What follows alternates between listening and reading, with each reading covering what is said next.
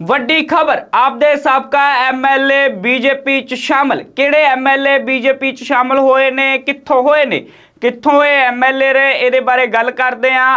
किस नूं ये वड्डा झटका है, इस बारे भी देखते हैं। बीजेपी दी स्मार्ट मूव है, ये बारे भी गल करते हैं। तुसीं जुड़े हो लोकपाल न्यूज़ दे नाल, मैं हरिंदर बाजवा। खबर शुरू करन तो पहले एक छोटी जी बेनती, जेकर तुसीं हाले तक चैनल नूं सबसक्राइब नहीं कीता तां किरपा करके सबसक्राइब कर लेना। जेकर टली वाला बटन जानी कि बेल आइकन नहीं दब्बिया वो भी दब लेना, तां जो तुहाडे तक नवीं खबरां दे नोटिफिकेशन समय सिर अपड़दे रहन। बीजेपी ने पंजाब दी सियासत दे विच वड्डी हलचल पैदा कर दित्ती है। वड्डे आगू नूं बीजेपी दे विच शामिल करवा के, ये आगू कोई होर नहीं, आम आदमी पार्टी के साबका विधायक ने, साबका एमएलए ने। मैं गल कर रहा सीनियर एडवोकेट एच.एस. फुलका दी। एच.एस. फुलका ने आखिरकार भारतीय जनता पार्टी दे विच शमूलीयत अख्तियार कर ली है। वो बीजेपी दे विच शामिल हो चुके हैं। एच.एस. फुलका दियां बीजेपी दे नाल नज़दीकियां पहलां भी लुकियां छिपियां नहीं रहियां। उन्होंने खुद जदों शामिल होए ने, उन्होंने इस बारे जिक्र किया है। तुहानूं दस दईए कि सुप्रीम कोर्ट के सीनियर वकील ते आम आदमी पार्टी के साबका आगू ते विधायक एच.एस. फुलका बीजेपी दे विच शामिल हो गए हैं। उन्होंने दिल्ली दे विच पार्टी दे विच जिहड़ी शमूलीयत अख्तियार की है। केंद्रीय मंत्री हरदीप पुरी ने उन्होंने पार्टी दे विच शामिल करवाया। इस दौरान पंजाब भाजपा के प्रधान सुनील जाखड़ भी उत्थे मौजूद सी। फुलका बीजेपी ज्वाइन करने नाल पंजाब के मुख्य मंत्री भगवंत मान नूं कहा कि उन्होंने मुबारक, मेरे पुराने साथी रहे ने। मैं ਜਿਹੜਾ विधान सभा लोक सभा ਤੇ विधान सभा ਦੇ ਵਿੱਚੋਂ ਰਹੇ, ਉਹਨਾਂ ਨੇ ਗੱਲ ਕੀਤੀ ਮੁੱਖ ਮੰਤਰੀ ਨੇ। ਇਸੇ ਨਾਲ ਹੀ ਉਹ ਪੰਜਾਬ ਵਿਧਾਨ ਸਭਾ ਦੇ ਜਿਹੜੇ ਵਿਰੋਧੀ ਧਿਰ ਦੇ ਆਗੂ ਵੀ ਰਹੇ ਨੇਗੇ। ਫੁਲਕਾ ਤੁਹਾਨੂੰ ਦੱਸ ਦਈਏ ਕਿ 2014-15 ਦੇ ਵਿੱਚ ਆਮ ਆਦਮੀ ਪਾਰਟੀ 'ਚ ਸ਼ਾਮਲ ਹੋਏ ਸੀ। 2015 ਦੇ ਵਿੱਚ ਦਿੱਲੀ ਸਰਕਾਰ ਬਣਨ ਤੋਂ ਬਾਅਦ ਉਹ ਪਾਰਟੀ ਦੇ ਪ੍ਰਮੁੱਖ ਚਿਹਰਿਆਂ ਦੇ ਵਿੱਚ ਸ਼ਾਮਲ ਸੀ। 2017 ਦੇ ਵਿੱਚ ਉਹ ਵਿਧਾਨ ਸਭਾ ਹਲਕਾ ਦਾਖਾਂ ਤੋਂ ਜਿਹੜਾ ਉਹ ਆਮ ਆਦਮੀ ਪਾਰਟੀ ਦੀ ਟਿਕਟ ਤੇ ਚੋਣ ਲੜੇ, ਚੋਣ ਜਿੱਤੇ ਵੀ ਤੇ ਪੰਜਾਬ ਦੇ ਵਿੱਚ ਵਿਰੋਧੀ ਧਿਰ ਦੇ ਆਗੂ ਵੀ ਬਣੇ।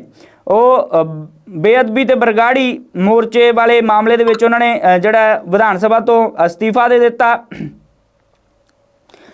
एक वड्डी कार्रवाई है जिहड़ी ਉਹ सामने आई है। इस वेले दी अहम जिहड़ी कार्रवाई है वो देखने को मिल रही है। एच.एस. फुलका बीजेपी ਦੇ ਵਿੱਚ शामिल हो गए ने। पंजाब ਦੇ ਲਈ ਇਹਦੀ ਅਹਿਮੀਅਤ ਕੀ ਹੈ? पंजाब ਦੇ ਲਈ ਇਹਦੀ ਅਹਿਮੀਅਤ ਇਹ ਹੈ ਕਿ बीजेपी एक वड्डे सिख वकील चेहरे नूं शामिल करा के ये सुनेहा देना चाहती है कि देखो जी, पढ़े लिखे सिख तां साडे नाल ने। एच.एस. फुलका दा पंजाब दे लोकां दे दिलां दे विच बहुत सत्कार है, क्योंकि 1984 दे सिख ਜਿਹੜੇ ਨਸਲਕੁਸ਼ੀ ਸੀਗੀ ਦਿੱਲੀ ਦੇ ਵਿੱਚ ਜੋ ਹੋਇਆ, ਉਸ ਦੇ ਉਹਨਾਂ ਨੇ ਬਹੁਤ ਮੋਹਰੇ ਹੋ ਕੇ ਚੋਣ ਲੜੀ। ਉਹਨਾਂ ਦੀਆਂ ਬੀਜੇਪੀ ਦੇ ਨਾਲ ਨਜ਼ਦੀਕੀਆਂ ਕਿਸੇ ਤੋਂ ਪਹਿਲਾਂ ਵੀ ਨਹੀਂ ਲੁਕੀਆਂ ਰਹੀਆਂ। ਉਹ ਆਪ ਵੀ ਕਈ ਵਾਰ ਇਹਨਾਂ ਨਜ਼ਦੀਕੀਆਂ ਬਾਰੇ ਮੰਨ ਚੁੱਕੇ ਨੇ। बीजेपी ਚ शामिल होने तो बाद एच.एस. फुलका की बोले है, आप आओ सुनते हैं। जी से आग्रह है कि मीडिया के साथियों को संबोधित करें।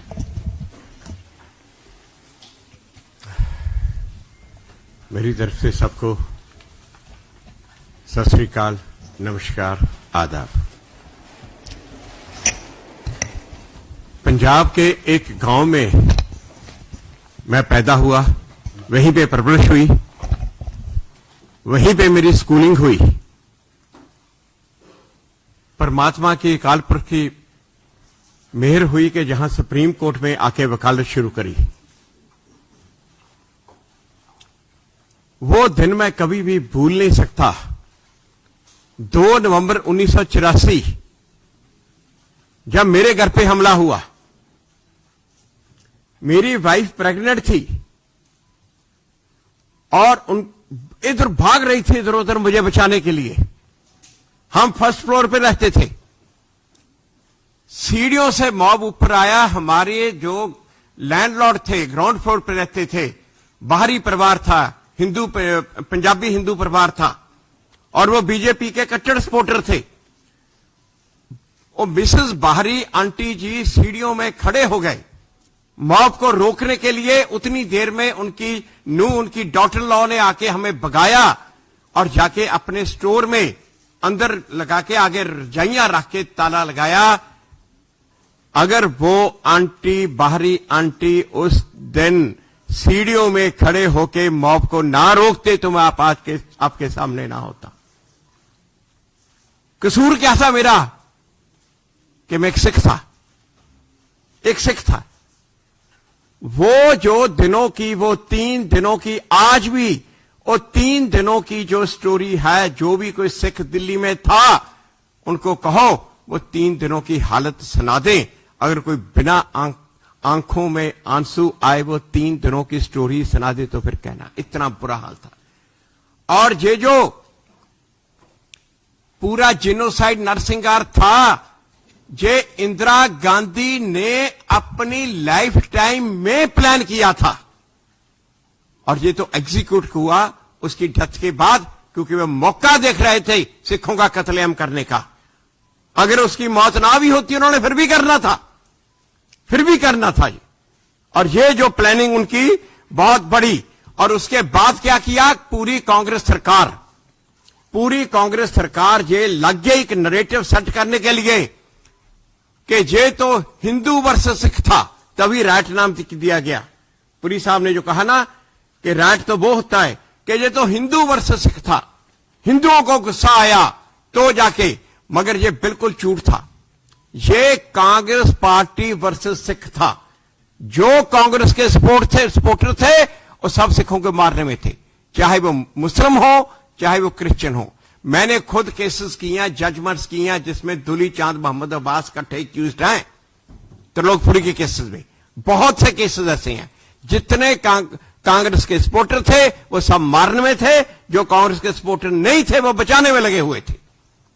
सिर्फ मेरे लैंडलॉर्ड नहीं, ऐसे और भी बहुत। रामविलास पासवान जी के घर को आग लगा दी क्योंकि उन्होंने सिखों को पनाह दी अपने घर में, पीछे की दीवार कूद के भागे तो अपनी जान बचाई। प्रकाश चंद पालम के एरिया में अपने नेबर को बचाते हुए उसको मार दिया, क्योंकि सज्जन कुमार ने कहा था जो हिंदू सिखों को पनाह देता उसको मार दो। जहांगीरपुरी में हरी सिंह और उसका भाई गंगाधर, उनको पीट पीट के हरी सिंह को मार दिया, उसको आधा मरा करके छोड़ गए। इसीलिए तो ये हालत थी। और ये वाजपेयी जी की जो वाजपेयी जी के घर के सामने टैक्सी स्टैंड को आग लगाई, वो बाहर आके खुद गइयों को उसको पकाया उन्होंने। यही तक ये जो हालत थी तब उस टाइम की। और ये 17 नवंबर 1984 को वाजपेयी जी ने एक लिस्ट रिलीज की कि 2700 सिखों को दिल्ली में मारा है। ये लिस्ट मदनलाल खुराना जी ने तैयार की थी। उससे पहले 3 दिन पहले क्या हुआ था, 14 नवंबर को उस टाइम के जो कांग्रेस के होम मिनिस्टर थे उन्होंने स्टेटमेंट दी कि सारे इंडिया में 650 सिख मरे हैं। तो जब इन्होंने 2700 सिखों की लिस्ट रिलीज की, कांग्रेस ने कहा वाजपेयी एंटी नेशनल है, और उन्होंने कहा ये टेररिस्ट का साथ दे रहा है। और वाजपेयी जी के पास कुछ लोग आए और उन्होंने कहा कि आप इलेक्शन सर पे है, आप इलेक्शन की सोचो। वो कहते मुझे इलेक्शन की परवाह नहीं, मुझे देश की परवाह, मैं देश की सोचना है, मैंने देश को बचाना है। इलेक्शन तो हर 5 साल बाद आएंगे। और ये सभी ये पूरे का पूरा नानावती कमीशन का रिकॉर्ड में है, ये उनकी ये पूरी कंप्लीट स्टेटमेंट। और ये खुराना जी जब जैसे बताया, खुराना जी इतने कमिटेड थे। वैसे तो सभी लीडर्स ने, जेटली जी ने भी बहुत हमारा साथ दिया, सुषमा जी ने भी साथ दिया, विजय कुमार मल्होत्रा, सब ने। खुराना जी तो इतने कमिटेड थे इस इशू के, उन्होंने मुख्यमंत्री बनते सार मुझे अपना एडवाइजर लगाया, और तब 1995 में HKL भगत को जेल पहुंचाया, वहां ये था। और थ्रू आउट ये बीजेपी ने इस इशू पे थ्रू आउट साथ दिया, क्योंकि दिल्ली की बीजेपी, मैं आपको ये बताऊं, बीजेपी पार्टी वैसे तो मेरा दिल्ली में इनके साथ था, बीजेपी पार्टी इस इशू को ऐसे लड़ी, उनका अपना इशू है इस तरह से। अभी तक रविशंकर प्रसाद जब भी सुप्रीम कोर्ट में मुझे मिलते, शुरू से कहते हैं दूर से हमारा शेर आ गया, क्योंकि इन्होंने ऐसे लड़ाई लड़ी जैसे उनका अपना इशू है, और मैं जो लड़ाई लड़ रहा हूं उनकी हेल्प कर रहा हूं। इस तरह की अप्रोच थी इनकी थ्रू आउट। जब बीजेपी ने इतना किया तो मैंने भी पार्टी के लिए अपनी जितना कर सकता था उतना दिया। मैंने पार्टी की लीगल टीम को मैं इनको हेड करता था, बिना कोई पोस्ट लिए, बिना औहदा लिए। 2003 में